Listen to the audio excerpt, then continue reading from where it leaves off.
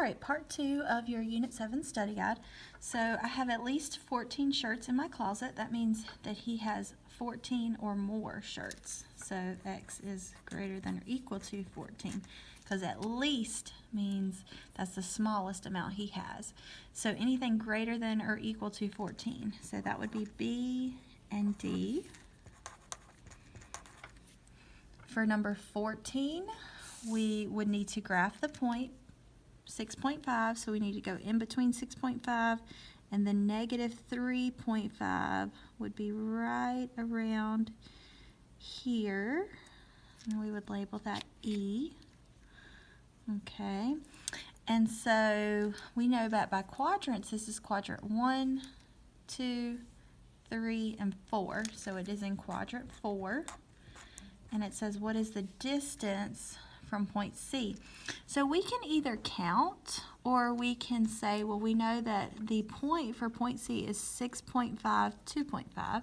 So C is 6.5. Let's get that down. 2.5. Okay, and so we know that they have the same X value.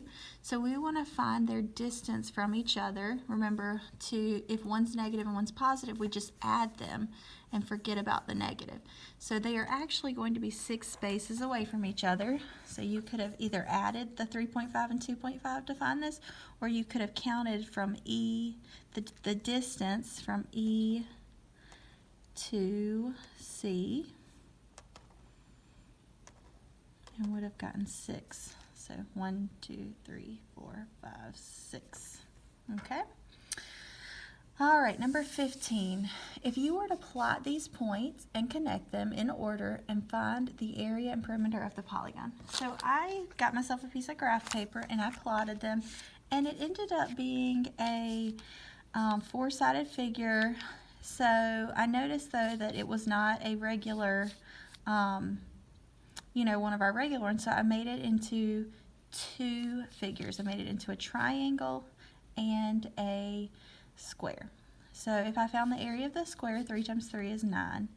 Then I found the area of the triangle because I knew the base was 3 and the height was 2. Well, 2 times 3 is 6, but we know for triangles we have to divide by 2, so the answer would be 3. So 3 plus 9 gives us an area of 12. Then I went back in perimeters when you add up all the sides. So I found the length of all the sides and I added them together and I got that it was 14 units. All right, number 16, common multiples. Remember, multiples are your counting numbers. So if we have the multiples of 15 and 10, so it's 10, 20, 30, 40, and so on, and then 15, 30, 45, 60, okay?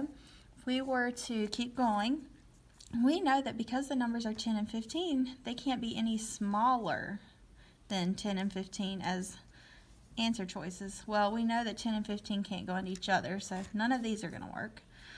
15 cannot go into 20, so that would not work. But they can all go into all 3 of these. So your answers would be F, G, and H. Number 17, the common factors. Now here is where you list every number that divides into 8 and 24. So I list my factors of 8. I know 1, 2, 4, and 8 would be factors of 8. For 24, I know 1 can go into it, 2, 3, 4, 6, 8, 12, and 24. So the biggest number that goes into both 8 and 24 is 8. So that would be D. All right, number 18. If you were to solve all of these out, I'm just going to go ahead and talk about the ones that are true. And if you have any questions about why some of the other ones aren't true, you can ask me later. A is true and C is true. Okay, I do want to point out D is not true because the answer is 0, and 0 is neither negative nor positive.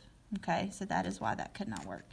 And if we have 2 negative numbers, adding them together is not going to make them positive. It's thinking about if you owe someone money and then owe them more money, it's not just going to go away. You still owe them more money, so it's going to be more negative for B. Okay, and then remember down here, E minus a minus becomes a plus, so that makes this a positive 172.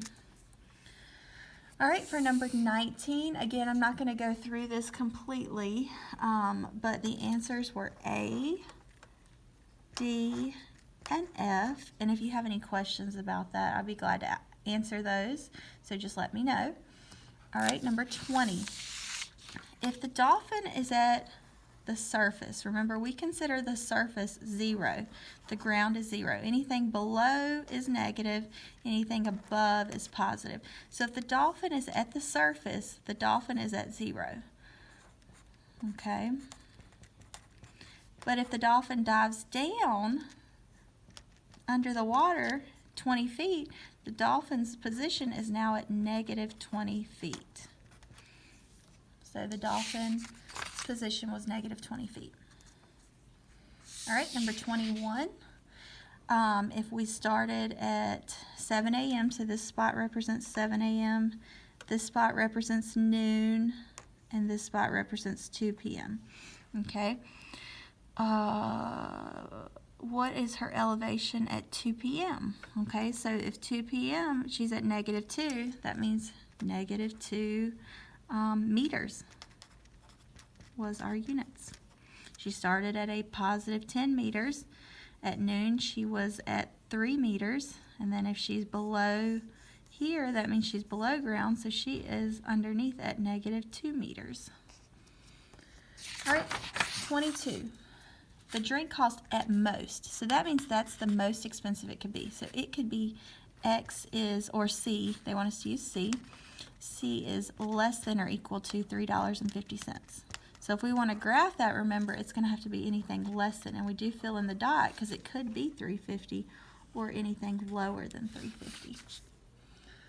All right, so use these videos, pause as needed to study for your Unit 7 test tomorrow. Good luck.